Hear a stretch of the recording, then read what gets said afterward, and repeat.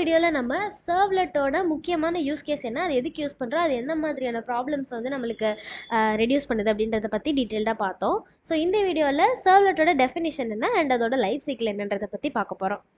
Okay, வாங்க வீடியோக்குள்ளே போகலாம். First, what is servlet? சர்வ்லெட்னா என்ன அப்படின்னா நத்திங் பட் அதுவும் ஒரு ஜாவா ப்ரோக்ராம் தான். ஆக்சுவலி சர்வ்லெட் அப்படின்றது ஜாவாவோட ஒரு கிளாஸ் தான். அதுக்குள்ளே வந்து நிறைய லைக் மெத்தட்ஸ்லாம் இருக்கும். ஓகேவா, இதான் வந்து சர்வ்லெட் அப்படின்றது.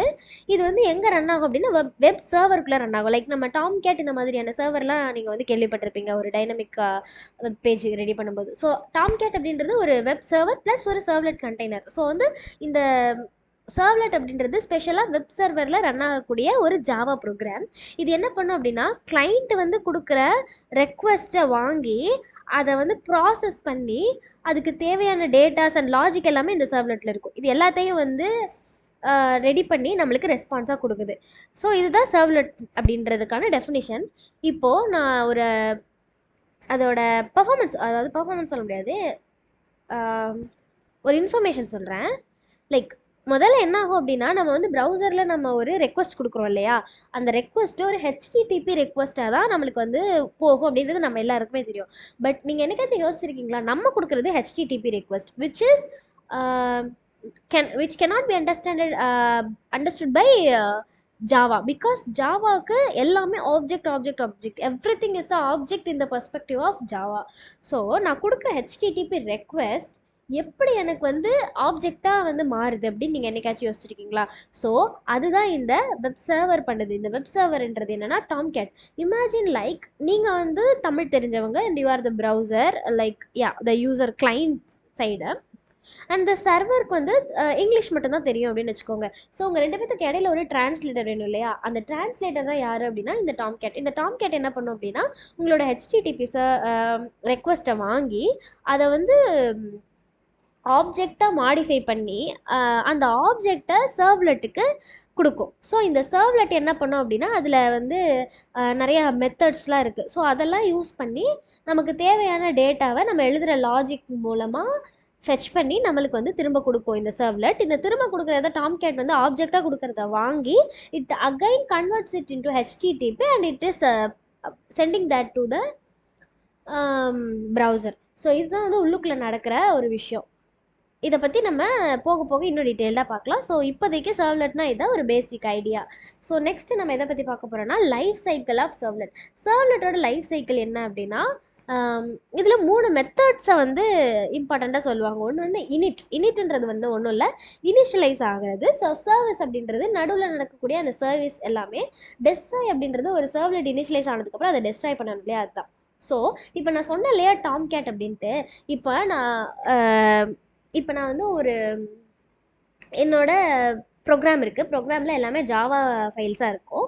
ஸோ இதை நான் வந்து கம்பைல் பண்ணதுக்கப்புறம் தான் வந்து டாம் கேட்டில் ரன் பண்ணுவேன். ஸோ கம்பைல் பண்ணும்போது இது என்ன ஆகும் அப்படின்னா டாட் கிளாஸ் அப்படின்ற ஃபைலாக, அதாவது டாட் கிளாஸ் ஃபைல் ஜென்ரேட் ஆகி அது எல்லாமே இப்போது பேசிக்காக நான் ஒரு dynamic web web application ready பண்ணுறேன் அப்படின்னா இந்த கிளாஸஸ் எல்லாமே என்ன ஆகும்னா வெப் ஐஎன்எஃப் அப்படின்னு சொல்லிட்டு நீங்கள் எல்லாருமே வந்து எக்லிப்ஸில் ப்ரோக்ராம் ப்ரிப்பேர் பண்ணும்போது பார்த்துருப்பீங்க. ஸோ அந்த வெப் ஐஎன்எஃப்ல டாட் கிளாஸஸ் ஃபைலாக போய் ஸ்டோர் ஆகிடும். ஸோ இந்த ஸ்டோர் ஆன டாட் கிளாஸ் ஃபைலை முதல்ல என்ன பண்ணோம் அப்படின்னா, நான் இப்போ ஒரு ப்ரௌசருக்கு வந்து ரெக்வஸ்ட் கொடுக்குறேன் அப்படின்னா இந்த ஸ்டோர் ஆன டாட் கிளாஸ் ஃபைலை வச்சு டாம் கேட் வந்து என்ன பண்ணோம் அப்படின்னா நான் என்ன ரெக்வஸ்ட்டை ஃபெச் பண்ண நினைக்கிறேன் அப்படின்றத முதல்ல செக் பண்ணிவிட்டு அதை வந்து அண்டர்ஸ்டாண்டபிள் ஆப்ஜெக்ட்ஸாக மாற்றி அதில் நான் என்ன சர்வ்லெட்டை கால் பண்ணியிருக்கேன் அப்படின்னு பார்க்கும். ஸோ இந்த சர்வ்லெட்டில் நான் வந்து வெப் சர்வ்லெட் அப்படின்னு சொல்லிட்டு ஒரு அனோட்டேஷன் யூஸ் பண்ணி அதுக்குள்ளே வந்து ஒரு ஸ்லாஷ் போட்டு, இதெல்லாம் நம்ம போக போக பார்ப்போம், அடுத்து வர இதில் கூட இருக்கும். ஸோ ஸ்லாஷ் போட்டால் அந்த சர்வ்லெட்டுக்கு நான் ஒரு நேம் வச்சுருப்பேன். ஸோ அந்த சர்வ்லெட்டை எனக்கு இப்போ கால் பண்ணணும் அப்படின்றது அந்த அனோட்டேஷன் மூலமாக, அதாவது நான் கொடுக்குற அந்த ப்ரௌசர் ரெக்வஸ்ட்டில் எந்த சர்வ்லெட்டை கால் பண்ணணும் அப்படின்றத நான் மென்ஷன் பண்ணியிருப்பேன் ஒரு ஸ்லாஷ் போட்டு. அந்த சர்வ்லெட் எந்த சர்வ்லெட் அப்படின்றத நான் பேக் எண்டில் செக் பண்ணுறதுக்கு சர்வ்லெட்டில் வெப் சர்வ்லெட் அப்படின்னு சொல்லிட்டு ஒரு அனோட்டேஷன் யூஸ் பண்ணியிருப்பேன். அப்படி இல்லைனா web.xml அப்படின்ற ஃபைலில் வந்து நான் வந்து சர்வ்லெட் நேம் அப்படின்னு சொல்லிட்டு சர்வ்லெட் நேம், சர்வ்லெட் பாத் இந்த மாதிரிலாம் கொடுத்துருப்பேன். ஸோ இதை வச்சு இந்த சர்வ்லெட்னா இதுதான், இந்த சர்வ்லெட்னா இதுதான் அப்படின்னு ஃபர்ஸ்ட் டைம் கால் பண்ணும்போது என்ன பண்ணோம் அப்படின்னா டாம்கேட் வந்து ஒரு மேப்பிங் பண்ணி வச்சிரும். ஓகேவா? ஸோ நான் திரும்ப கால் பண்ணும்போது எனக்கு புதுசாக இனிஷியலைஸ் ஆகாது. எப்போவுமே வந்து சிங்கிள் டனாக தான் இருக்கும். நான் திரும்ப கால் பண்ணும்போது எனக்கு என்ன ஆகும் அப்படின்னா ஆல்ரெடி நான் மேப் பண்ணி வச்சிருக்கேன் இல்லையா, எந்த சர்வ்லெட்டுக்கு எந்த சர்வ்லெட்னு சொல்லிட்டு. ஸோ அதுக்கு இன்ஸ்டன்ட் கிரியேட் பண்ணி தான் வச்சிருக்கோம். ஸோ அந்த இன்ஸ்டன்ட்லேருந்து அது வந்து யூஸ் பண்ணிக்கும். இதுதான் உள்ளுக்குள்ளே நடக்கும். ஸோ ஃபர்ஸ்ட் என்ன ஆகும் அப்படின்னா எந்த சர்வ்லெட் வந்து எனக்கு தேவையா அந்த சர்வ்லெட்டை முதல்ல சர்வ்லெட்டுக்கு, அதாவது இப்போ டாம்கேட் அப்படின்னு எடுத்துக்கிட்டோம்னா அதுக்குன்னு ஒரு கிளாஸ் லோடர் இருக்குது. ஸோ அந்த கிளாஸ் லோடர் வந்து அந்த சர்வ்லெட் எடுத்துகிட்டு போயிட்டு அதோட கிளாஸில் லோட் பண்ணி வச்சுக்கோம். லோட் பண்ணதுக்கப்புறம் இந்த இனிட் அப்படின்ற மெத்தட் வச்சு நான் ஏதாவது இனிஷியலைஸ் பண்ணணும் அப்படின்னா இந்த சர்வ்லெட்டில் அதை நான் பண்ணிப்பேன். அடுத்து வந்து இந்த சர்வீஸ் அப்படின்ற மெத்தட் என்ன பண்ணும் அப்படின்னா அதுதான் வந்து என்னோட HTTP ரெக்வஸ்ட், அதுக்கப்புறம் ஃபர்தராக வர எல்லா ரெக்வஸ்ட்டையும் ஹேண்டில் பண்ணும். டெஸ்ட்ராய்ன்றது சர்வ்லெட்டோட ஒர்க் முடிஞ்சதுக்கப்புறம் அந்த சர்வ்லெட்டை டெஸ்ட்ராய் பண்ணுறது. இப்போ இதை பற்றி ஒவ்வொன்றை பற்றியும் நம்ம கொஞ்சம் டீட்டெயிலாக பார்க்கலாம். So first init method. இந்த இனிட் மெத்தடில் நான் வந்து பேராமீட்டராக ஒரு சர்வ்லெட் கான்ஃபிகை வந்து நான் பாஸ் பண்ணுவேன். இதில் என்ன பண்ணோம் அப்படின்னா இது என்ன மாதிரியான கோடை வந்து, அதாவது என்ன மாதிரியான இனிஷியலைசேஷன்ஸை வந்து நான் இந்த இனிட்குள்ளே பண்ணியிருப்பேன் அப்படின்னா இப்போ ஒரு டேட்டாபேஸ் கனெக்ஷன் இருக்கும். நான் வந்து திரும்ப டேட்டாபேஸ் கனெக்ட் பண்ண முடியாது இல்லையா, ஒவ்வொரு ப்ராசஸ்க்கும் நான் டேட்டாபேஸ் கனெக்ட் பண்ணிட்டு இருக்க முடியாது. அதேமாதிரி ரிசோர்ஸ் பூலிங் அப்படி தான். ஒவ்வொரு டைம் நான் வந்து அந்த ரெக்வஸ்ட்டை கால் பண்ணும்போது நான் ரிசோர்ஸ் பூல் பண்ணிகிட்டே இருக்க முடியாது.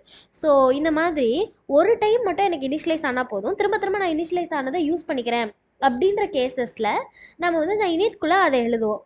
ஸோ இதில் வந்து சர்வ்லெட்டை நான் கான்ஃபிகரேஷன் பண்ணி வச்சிருப்பேன் இல்லையா, அந்த கான்ஃபிகர் பண்ண சர்வ்லெட்டை வந்து இது வந்து பேராமீட்டராக வாங்கிக்கும். ஓகேவா? இது வந்து ஒரே ஒரு டைம் தான் வந்து இனிஷியலைஸ் ஆனதுக்கப்புறம் வந்து கால் ஆகும். ஸோ இதுதான் இனிட் மெத்தடோட பர்பஸ். அடுத்து வந்து சர்வீஸ். இந்த சர்வீஸ்ன்றது என்ன பண்ணும் அப்படின்னா இதில் தான் வந்து என்னோட ரெக்வஸ்ட் அண்ட் ரெஸ்பான்ஸ் எல்லாமே வந்து ஹேண்டில் ஆகக்கூடிய ஒரு இடம். ஸோ ஒவ்வொரு டைம் நான் ஒவ்வொரு HTTP ரெக்வஸ்ட் அனுப்பும் போதும் அந்த ரெக்வஸ்ட் வந்து எனக்கு வந்து ப்ராசஸ் ஆகி வர்றது எல்லாமே இந்த சர்வீஸ் அப்படின்றது தான் பார்த்துக்கும். ஸோ இது என்ன பண்ணும் அப்படின்னா இதில் நிறைய இருக்குது. டூ கெட்டு, டூ போஸ்ட், டூ புட்டு, டூ டெலீட்டு, இன்னும் கொஞ்சம் இருக்குது. ஸோ இந்த மாதிரியான மெத்தட்ஸ்லாம் வச்சு இது என்ன பண்ணணும் அப்படின்றத கரெக்டாக டிசைட் பண்ணி எனக்கு வந்து ப்ராசஸ் பண்ணி எடுத்துகிட்டு வந்து ப்ரௌசரில் கொடுக்கும். ஸோ இந்த சர்வீஸ் வந்து ஒவ்வொரு சர்வீஸும் எனக்கு ஒவ்வொரு த்ரெட்டில் ரன் ஆகும். ஏன் அப்படின்னா எனக்கு எல்லாமே அசிங்க்ரனஸாக ரன் ஆகணும், இல்லைன்னா டைம் ரொம்ப எடுக்கும் இல்லையா. ஸோ அதனால ஒவ்வொன்றும் ஒவ்வொரு த்ரெட்டில் ரன் ஆகும். இந்த த்ரெட் பூலை வந்து நம்ம டாம்கேட்டே வந்து அதான் வந்து வெப் சர்வ்லெட் கண்டெய்னர் இல்லையா, ஸோ அந்த கண்டெய்னரே வந்து மேனேஜ் பண்ணிக்கும். அதுக்கப்புறம் வந்து இதில் நான் வந்து ஆப்ஜெக்ட் க்ரியேட் பண்ணியிருப்பேன். எதுக்குன்னா HTTP servlet request and HTTP ரெஸ்பான்ஸ்க்கு. ஸோ இந்த ரெக்வஸ்ட் அண்ட் ரெஸ்பான்ஸ் ஆப்ஜெக்ட் வந்து நான் ஒவ்வொரு தடவை வந்து இந்த HTTP ரெக்வஸ்ட் கொடுக்கும்போதும் எனக்கு வந்து ஒவ்வொரு புது ஆப்ஜெக்ட் க்ரியேட் ஆகும். ஏன்னா ஒவ்வொரு ரெஸ்பான்ஸ், ஸோ அதுக்கு புது ஆப்ஜெக்ட் க்ரியேட் ஆகும் இல்லையா, அதுதான். ஸோ இதில் ரொம்ப ரொம்ப ரொம்ப ப்ரைமரியாக நம்ம வந்து பார்க்க போகிற 2 மெத்தட்ஸ் அப்படின்னா to get and to post. இந்த கெட் மெத்தட்னா ஒன்றும் இல்லை. இப்போது நான் வந்து www.google.com அப்படின்னு கொடுக்குறேன் அப்படின்னா எனக்கு கூகுளோட பேஜை கூகுளோட சர்வர்லேருந்து எடுத்துகிட்டு வந்து என்னோட சிஸ்டமில் வியூ பண்ணுது. ஸோ இதுதான் வந்து டூ கெட் பண்ணுது. நான் வந்து எனக்கு இது வேணும் அப்படின்னு சொல்லி கொடுத்தேன் அப்படின்னா அந்த கொடுக்கும்போது நீங்கள் நிறைய URLலாம் பார்த்துருப்பீங்க. பார்க்கலன்னா இப்போ கூட போய் பாருங்கள். சம் ஸ்லாஷ்லாம் போட்டிருக்கோம், அதெல்லாம் பார்த்து அந்த மாதிரி அடுத்து ஒரு கொஷின் மார்க் போட்டு ஒரு கீ ஈக்குவல் டு ஒரு வேல்யூ அந்த மாதிரி இருக்கும். ஸோ இந்த கீ வேல்யூவாக இருக்கிறத கொடுத்துருந்தேன் அப்படின்னா இது என்ன பண்ணும் அப்படின்னா அதுக்கேற்ற மாதிரி எனக்கு வந்து பேக்எண்டில் போயிட்டு அதாவது இந்த டூ கெட்ன மெத்தடில் நான் ஒரு கோட் எழுதி வச்சுருப்பேன். எனக்கு இதை எடுத்துகிட்டு வந்து நீ கொடு அப்படின்னு சொல்லிட்டு. ஸோ அதை எடுத்துகிட்டு வந்து எனக்கு கொடுக்கும். அது ஒவ்வொரு சர்வ்லெட்டுக்கும் இப்போ லாகின் சர்வ்லெட்னா லாகின் பேஜ் எடுத்துகிட்டு வந்து கொடு, ரெஜிஸ்டர் சர்வ்லெட்னா ரெஜிஸ்டர் பேஜ் எடுத்துகிட்டு வந்து கொடு, ஆர் டேஷ்போர்ட் சர்வ்லெட்னா டேஷ்போர்ட் பேஜ் எடுத்துகிட்டு வந்து கொடு. இந்த மாதிரி டூ கெட்டை வந்து நான் ஒவ்வொரு மாதிரி டூ கெட் வந்து கொடுத்துருப்பேன். ஸோ அதுக்கேற்ற மாதிரி எனக்கு வந்து எடுத்துகிட்டு வந்து கொடுக்கும். ஸோ இதுதான் வந்து டூ கெட். அண்ட் வந்து நான் இப்போ என்னோட ஒரு வெப்சைட் என்ன சொல்கிறது, என்னோட ப்ரௌசர் HTTPயில் நான் வந்து என்ன மெத்தடை கால் பண்ணணும் அப்படின்னு நான் கொடுக்கல அப்படின்னா டிஃபால்ட்டாக இந்த டூ கெட் மெத்தட் தான் வந்து கால் ஆகும். அடுத்து டூ போஸ்ட். இந்த டூ போஸ்ட் மெத்தட் என்ன பண்ணும் அப்படின்னா, இப்போ நான் வந்து இப்போ ஒரு ஃபார்ம் ஃபில் பண்ணுறேன் அப்படின்னா அந்த ஃபார்மில் நான் நிறைய டேட்டாஸ் கொடுப்பேன். இந்த டேட்டா எல்லாத்தையும் எடுத்துகிட்டு போய் எனக்கு வந்து என்னோட பேக் எண்டில் போடு அப்படின்ற மாதிரியான ஒர்க்கெல்லாம் நான் கொடுத்துருப்பேன்.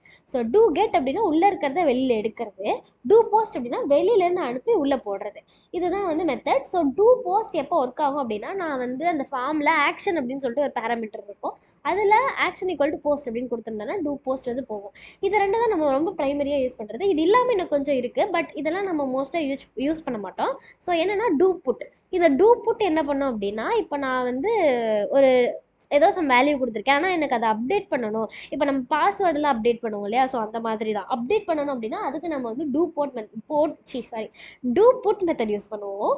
அடுத்து வந்து டூ டெலிட் எப்போ யூஸ் பண்ணுவோம் அப்படின்னா, எனக்கு வந்து ஏதோ ஒரு ரிசோர்ஸ் தேவையில்ல, இப்போ நம்ம வந்து டெலிட் அக்கௌண்ட் அப்படின்ற மாதிரிலாம் நிறைய வெப்சைட்டில் வந்து பண்ணியிருப்போம். ஸோ அந்த மாதிரி நம்ம டெலிட் பண்ணும்போது அங்கே எந்த மெத்தட் கால் ஆகும்னா டூ டெலிட் மெத்தட் கால் ஆகும். அடுத்து டூ ஹெட் மெத்தட் என்ன அப்படின்னா, ஒரு பேஜ் அப்படின்னாலே ஹெட்டர் பாடி அப்படின்னு ரெண்டு செப்பரேஷன்ஸ் இருக்கும், நம்ம எல்லாருக்குமே தெரியும். ஸோ அந்த ஹெட்டை மட்டும் எடுத்துகிட்டு வந்து கொடுக்குறது தான் டூ ஹெட் மெத்தட். அடுத்து டூ ஆப்ஷன்ஸ் அப்படின்னா வந்துட்டு, இப்போ ஒரு ப்ரௌசரில் நான் வந்து ஒரு மெத்தடை கொடுக்க போகிறேன். ஐ மீன் எனக்கு போஸ்ட் வேணும், அந்த மாதிரி நான் ஏதோ ஒன்று மெத்தட் வந்து கால் பண்ண என்ன சொல்கிறது கொடுக்க போகிறேன் இல்லையா. ஸோ அந்த மெத்தடில் எதெல்லாம் வேலிட் மெத்தட், எதெல்லாம் கொடுக்க முடியும் அப்படின்றத பார்க்குறதுக்கான ஒரு மெத்தட் தான் டூ ஆப்ஷன்ஸ்.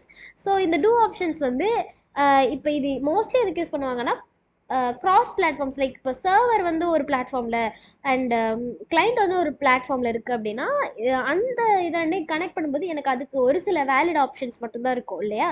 ஸோ அதுக்காக தான். அடுத்து டூ ட்ரேஸ் மெத்தட் வந்து டீபக்கிங்காக யூஸ் பண்ணுவாங்க. அதாவது எனக்கு என்ன அவுட்புட் கிடைச்சதோ அது எக்ஸாக்டாக, அதாவது நம்ம வந்து நிறைய பார்ஸ் பண்ணி எடுத்துகிட்டு வருவோம், அந்த மாதிரி இல்லாமல் எக்ஸாக்டாக எனக்கு என்ன கிடைச்சதோ அதை எடுத்துகிட்டு வர்றது தான் வந்து டூ ட்ரேஸ். ஸோ இதெல்லாம் வந்து நீங்கள் இன்னும் டீட்டெயிலாக தெரியணும்னா நல்லா எக்ஸ்ப்ளோர் பண்ணி பாருங்கள், ஜாவாவோட அந்த டாக்குமெண்டேஷனில் நல்லாவே கொடுத்துருப்பாங்க. ஸோ இதெல்லாம் வந்து சர்வீஸ். இப்போ வரைக்கும் நம்ம பார்த்தது வந்து சர்வீஸ். லாஸ்ட்டாக வந்து டெஸ்ட்ராய். இந்த டெஸ்ட்ராய்னா ஒன்றும் இல்லை, இதுவும் வந்து நம்ம ஒரே ஒரு டைம் தான் வந்து கால் பண்ண போகிறோம். ஏன் அப்படின்னா, இப்போ எனக்கு ஒரு சர்வ்லெட் இருக்குது, ஒரு சர்வ்லெட் ஒரே ஒரு தடவை தான் வந்து க்ரியேட் ஆகும் அப்படின்றத நான் சொல்லிட்டேன். ஸோ அப்போ ஒரே ஒரு தடவை டெஸ்ட்ராய் பண்ணால் போதும் இல்லையா. ஸோ அதுக்காக தான் எப்போ நான் வந்து சர்வ்லெட்டை ஷட் டவுன் பண்ணுறோம் இல்லை ரீடிப்ளாய்மெண்ட் பண்ணுறோன்னா அந்த மாதிரி டைமில் இது வந்து டெஸ்ட்ராய் ஆகும்.